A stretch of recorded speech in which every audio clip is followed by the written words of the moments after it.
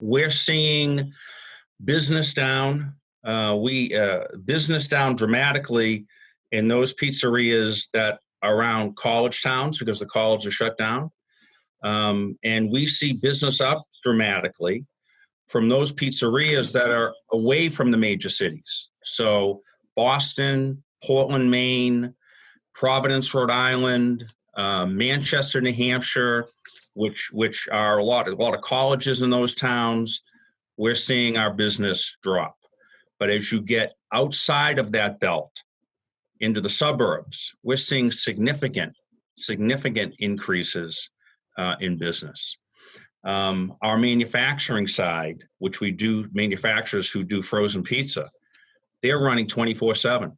It's a boom for them right now. And for us as a distributor, we're 90% pizzeria, independent takeout and delivery, probably 10% pizzeria that's considered like a sit-down restaurant. I would say all of those have closed, and they've chosen not to do takeout and delivery. As a distributor, we were down about a third based off of last year's sales 2 weeks ago. And we were off a third last week versus 2 weeks ago, this week's same sales. And we look to be about the same this week. Mm-hmm. So that's what we're seeing.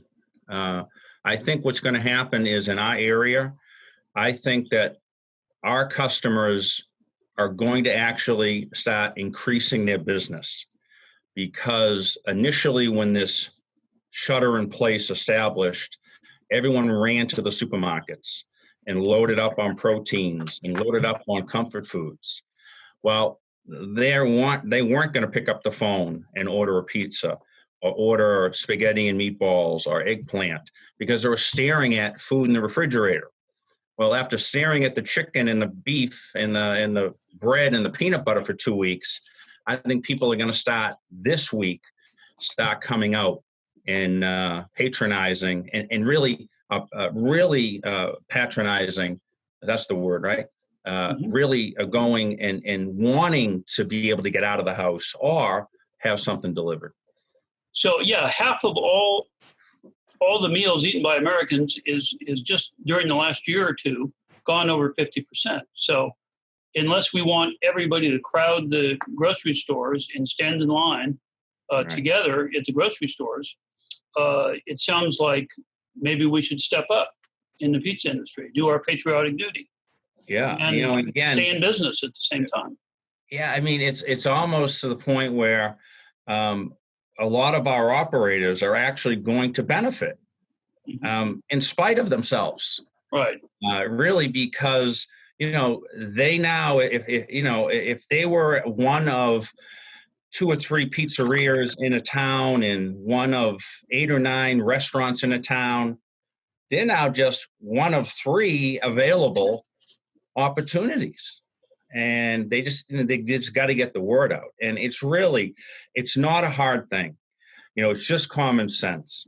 I saw a report from NRA. It was a 1-page report that did for the last week. It tested consumer confidence and whether the food or not they were getting was safe in restaurants. And there was predominantly, they were saying, they were afraid of some restaurants because they weren't sure how the food was being handled. Mm-hmm. And that's one of the things we're saying to our operators. The operators have to show the consumer, whether it's on the website, whether it's on their online ordering, when they go on to order, that what are they doing? If you're coming into our restaurant or you're coming in to pick up a pizza or a sandwich, here's what we're doing. All of our employees are wearing gloves. And every time they take their gloves off, they're putting new gloves on. They're wearing a mask, okay? They're wearing a hat. Our food is all cooked. If you're coming to pick up, we're not exchanging cash. Everything has to be done by a credit card, and you don't have to sign, okay? Mm-hmm. And we can just drop it outside the door for you, so you don't have to see us. Yeah. Conversely, if we're delivering to you, the same thing. Our driver's coming. When we get within 5 minutes of your door, we'll call you. You don't even have to open the door. We'll knock on the door. We'll leave the food outside. The driver will have a pair of gloves on. The driver may have a mask on. The driver may have a hat on. By the way, you don't need to sign anything. Right. Those are the things that the consumer is going to sit there and say, hey, I mean, it's as safe or more safe than me going to the supermarket and, having my social distancing encroached. Sure. By the way, I went on to the PMQ think tank, and I took, cut and pasted the videos. Excellent. Okay? And now what we've done, we're working with Bruce Irving of Smart Pizza Marketing. Bruce manages our website. And so what we're doing is we have now added him to our team, and we're taking that information and we're putting it on multiple platforms. So we're putting it on our website. So if our customers want to come, we're giving it to Bruce and saying, hey, this isn't about Colony Foods or Colony's customers. You can take everything that we're giving you to give to our customers and blast it over your social media, because all boat rise in the tide. This isn't a time to start sitting there and saying, this is only for us. It's, we're all in this together. He's then taking pieces that and manipulating them so they fit better on Instagram. Okay? We're taking written pieces and we're creating videos here so that goes on in Instagram. Okay? And then we do for Facebook. So we're taking that same information and then in as many different platforms as we can and sending it out. Because at the end of the day, the first thing we need to do is we need to make sure that our customer is comfortable and understands what they need to do to set up shop to be a takeout and delivery curbside at this time. And then we need to help them, our operator, find our mutual consumer customer. And we're saying to them, okay, look, does the customer even know you're open? Right. Okay? If you have a delivery van, shove it out in front of the store with balloons on it, with a big sign, we're open. So first people have to know you're open. Some different towns have next door, which is a link of communities that talk amongst the neighbors. We're showing our operators how they can log on to Nextdoor and then make a post and say, hey, I'm open. Here's my menu. Right. So it's not only about helping them to make sure that they know what to do, but now the end game is still what it's always been. How do our pizzeria operators engage the ultimate consumer? But the easy thing now is the consumer is looking for us. Right. Okay? They're really looking for us. So if we do anything, there's a good chance they're going to find us favorably in retail. So they're taking their resources and moving them to retail. Really? Yeah. How about that? And again, we are a capitalistic society, and they're sitting there and saying, I can send anything I have and put it on the shelf in a supermarket and somebody's going to buy it. Yeah. So, right now, what I would say to customers are, those who are open, they shouldn't be afraid to take a little more. And also those that are open, they're going to have to be flexible. They may use a certain pepperoni, or they may have a certain sauce. Well, it may be no fault of the suppliers. It may be supply chain. And I would tell you that consumers are going to be more understanding of that sort of stuff. Ed, when you think of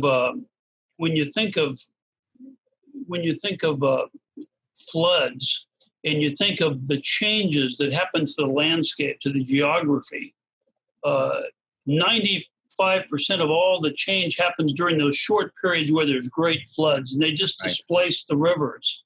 And here's an opportunity right now where everything is stopped and contorted and things are flowing the wrong way and all this dynamic stuff that's happening.